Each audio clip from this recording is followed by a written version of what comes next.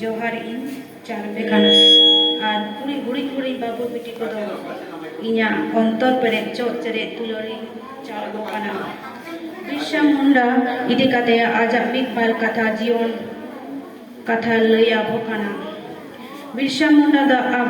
आबो जाति रे बंगा लेकाय मानाव ए ताहे काना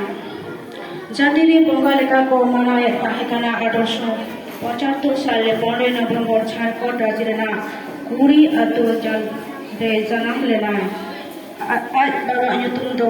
Saguna Munda और आज nyutum do Kurmi Mahato Birsa Munda पुइलु गिद्रा उमेर रे साल नका आतुरे ऑल पढ़ावा लेना आड़ी मोने जेद काते ए ऑल पढ़ावा ताहे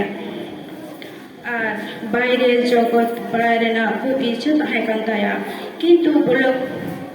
रेना सामलाल स्कूल खन तेसार चानाज पढ़ाव परे मुचु चानाज पास काते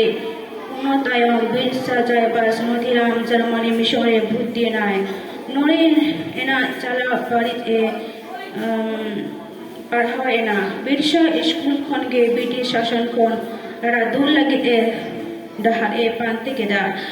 1886 साल खन 1890 साल हाबिब बिरसा और आइटिन परिवार दो चायबास रेगे को ताहे काना